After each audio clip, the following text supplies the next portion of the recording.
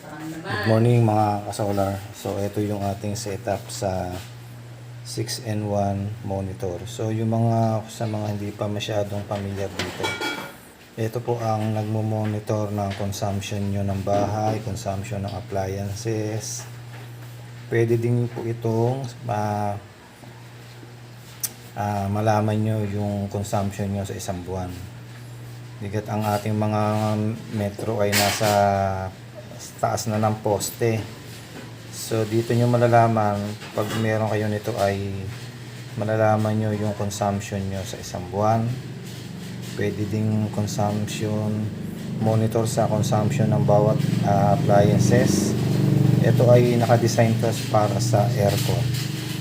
So nakita ko sa inyo yan.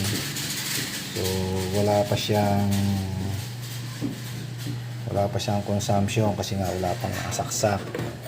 So i-try natin itong oven.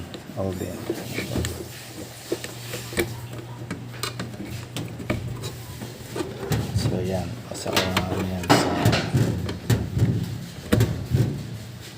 sa oven yan dito yan.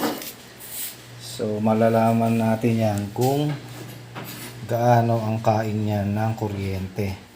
Ito ang wattage, ito yung consumption sa isang buwan or consumption sa whatever man. Ito yung perahe, yan, voltahe, hertz, and power factor. So i-on na natin tong breaker. So i-on natin tong oven. So yan, nakabuhay na. So yun, yan ang kanyang consumption ng oven.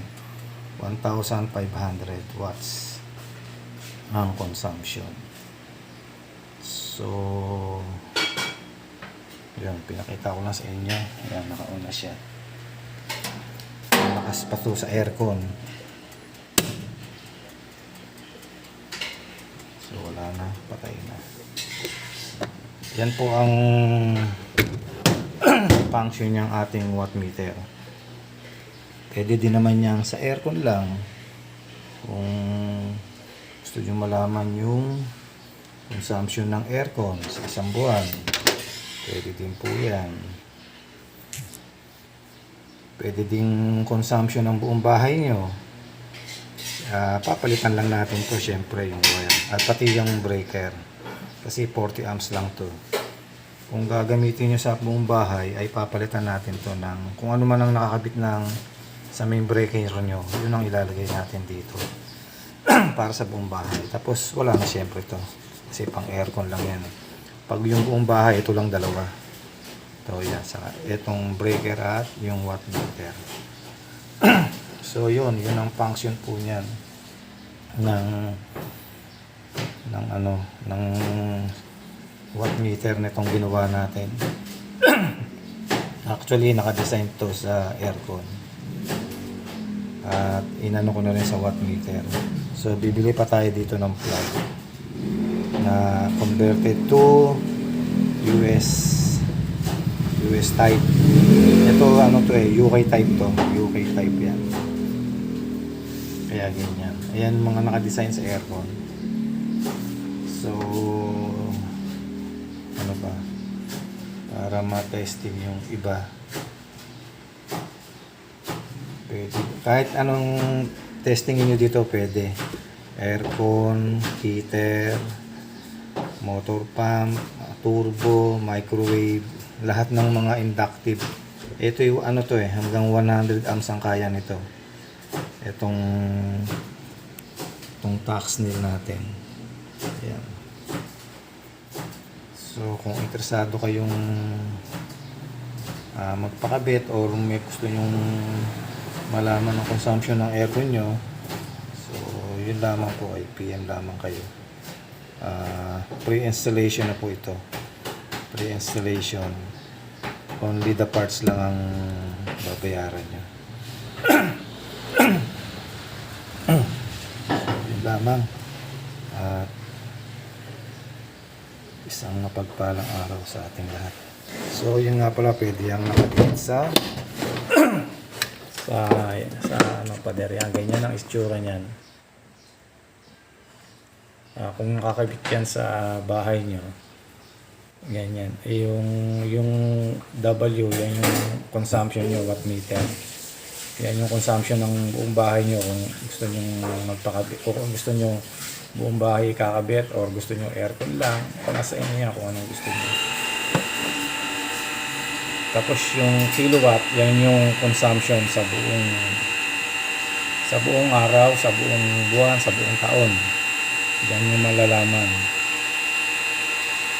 At yung perahe, nandiyan yung voltahe, yung hertz tayo naman ay 60 hertz yan, 60 hertz. Hanggang power factor. Siya ganyan ang style niya. Pag nakakabit natin sa actually nakatabihan dito sa main panel board. Yan. So yung kalimitan ng ating main panel board ay